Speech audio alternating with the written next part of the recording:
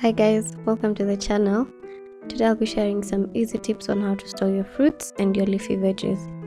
So we'll start off with the bananas.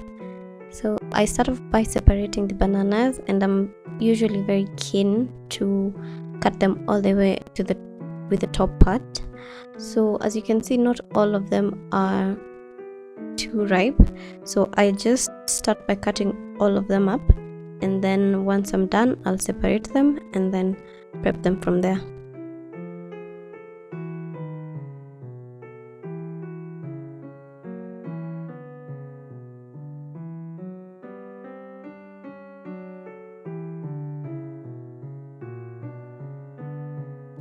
Once I'm done separating the bananas, I go through all of them one by one. I put the ones that are too ripe on one side, and then put the ones that are not too ripe on another side.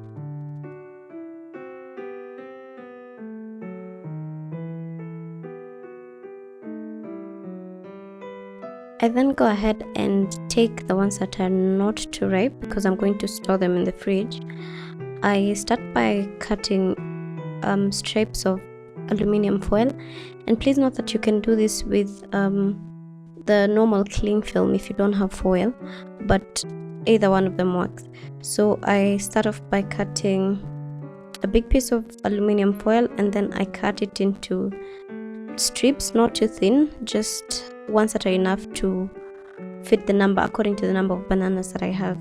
So in this instance I had about 10 bananas, so I cut up the foil into 10 stripes. I then take one stripe of the foil and wrap it around the top part of the banana completely. So just try to do it slowly so that you don't remove the upper part of the banana. So just wrap the foil around the top part completely and ensure that it is completely sealed. So once you're done, it should look like this.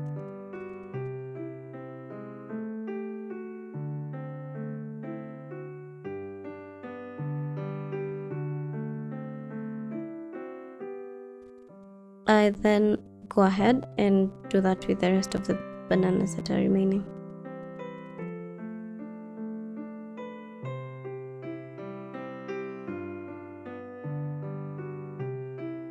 So the reason for doing this is actually the fact that bananas release a gas called ethylene, which causes them to ripen and soften up.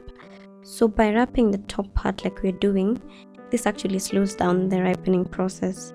So initially, if it would have taken them 1 or 2 days to ripen, by doing this we're actually prolonging the number of days that it's going to take before they actually ripen. So for these ones, we're just going to store them in the fridge, and then they'll ripen slowly, much slower than they would have if we didn't do this process. Once I'm done with all of them, I just put them in a container, plastic container, and then I'm going to put them in the fridge. So I'll just use them as I please, and they actually stay fresh for a really long period of time. The skin might look a bit dark over the next couple of days, but when you actually cut the banana, it's actually fresh and not too ripe. After that, I go to the ones that were too ripe. So in my case here, actually the ones that were too ripe were not so many, or just about 4 of them. So I start off by peeling them, and then I'm going to cut them up because I'm going to freeze them. So for myself, the ones that are too ripe, I actually prefer to freeze them, and then I'll use them either when I'm baking or when I'm making smoothies.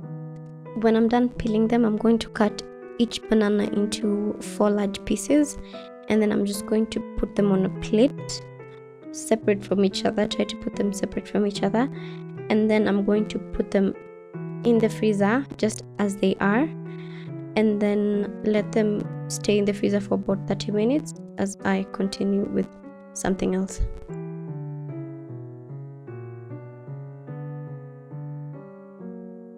as the bananas are freezing, I'm going to be working on my pineapples. So I actually freeze my pineapples depending on the amount or the quantity that I have. I actually like to freeze the portion that I'm not going to use immediately, and then I use it later on when I'm either for making my smoothies or when I'm baking. So technically I buy a lot of pineapples in the market, but I don't necessarily consume them all at once. So in this case, I'm just going to freeze half of the pineapple because I didn't buy too many of them. Once I'm done cutting it into half, I'm going to peel it, and when I'm done peeling it, I'm going to cut it into smaller pieces.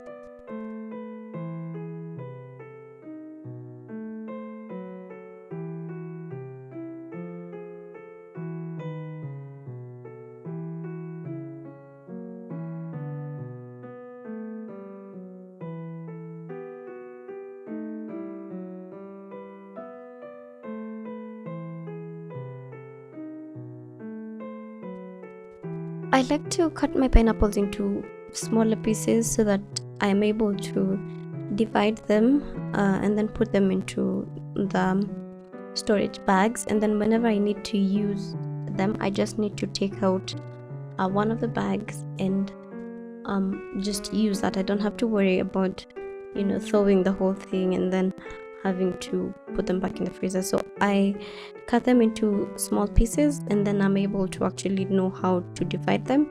As you can see here, I have the small storage papers, and then I tend to divide them equally into some equal parts, and then I store them, and then I close each of the bags.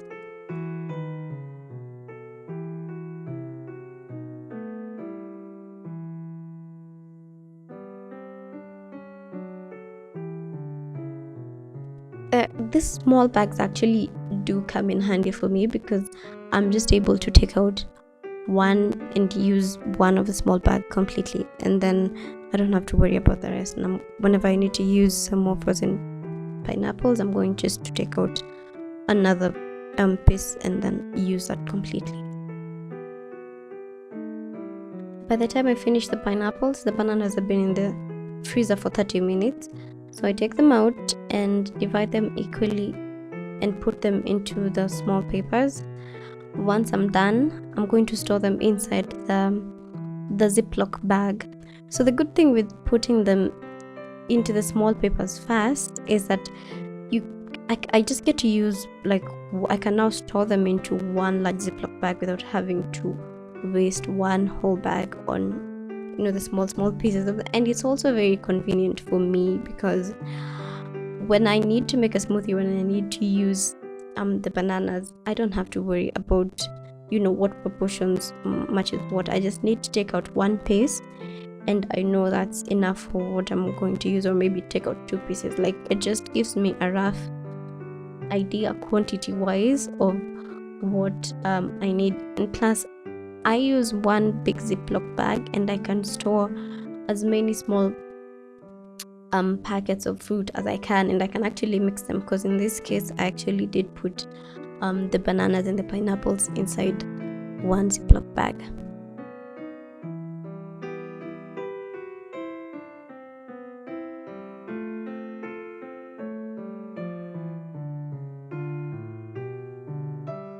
Let's move on to the greens.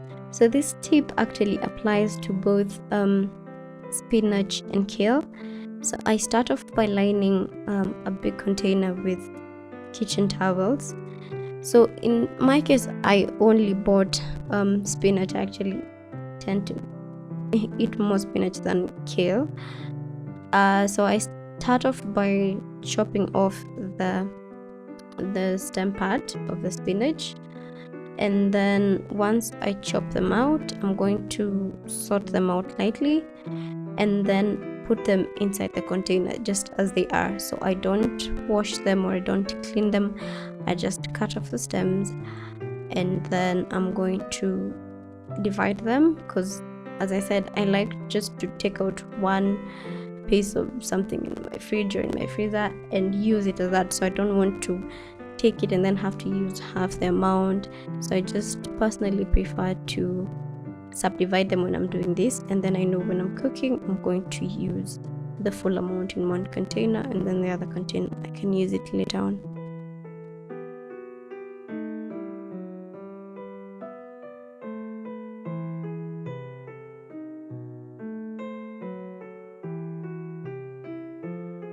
So once I've put enough inside one container, I'm going to take some other pieces of kitchen towels and then put them on top, as you can see, and then close the container and put it in the fridge. So I do that with the rest of the spinach or my greens until they're all done, and in this case I actually just use 2 containers, and then I cover them at the top with the kitchen towels and then I put them in the fridge. And please note that I did not wash the veggies. I did not wash them. I just took them as they were, so they are not wet. Actually just took them out, cut the stems, and then put them into the lined containers. I got some rosemary as well, although I did not show the whole process of how I prepare my rosemary. I'm just going to take you through verbally quickly how I do it. So I start by sorting them out just to remove any of the ones that are spoiled, and once I'm done I actually wash them under running water, and then once they're completely cleaned I'm going to put them out on a paper and then let them sun dry. Just put them out in the sun to dry completely. So this could take maybe 1 or 2 days because I just like to dry them out in the sun specifically. And once they're completely dried out, they're going to be very brittle actually. I just pluck them off and store them in a clean jar, and then I can use them at my convenience.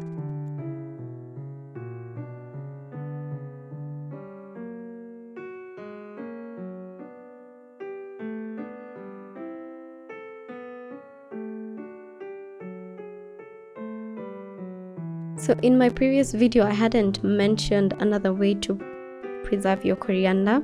So you just put water inside a jug and put the coriander leaves inside as they are, and then let them sit out in the kitchen counter for 1 or 2 days. So this method really works for me when I'm really pressed for time and I just need a day or 2 so that I can do now the detailed process that I showed in the previous video, and it actually works wonders.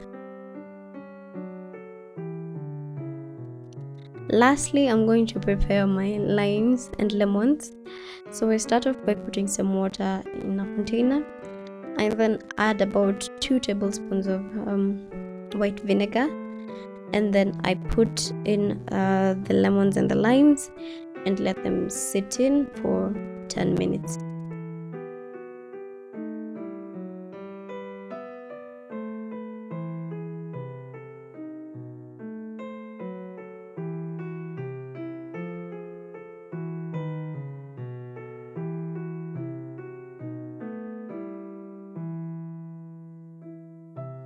Once the 10 minutes are done, I'm going to pour out the vinegar water and then give them a quick rinse. And once I'm done with that, I'm going to take a clean and dry towel and then wipe them individually. And this step is actually really important because you want to make sure that the limes and the lemons don't have any water on them. So just take your time, use a clean and dry towel and wipe them down one by one completely.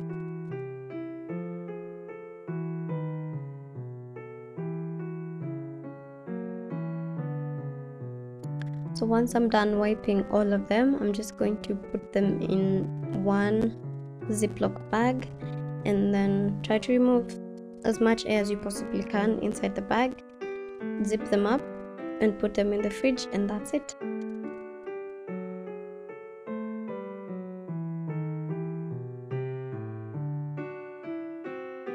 Okay guys, so this is the end of today's video. I hope these tips were helpful. I have left a link for the part 1 of the video that I did in the description, so you can watch it if you haven't already.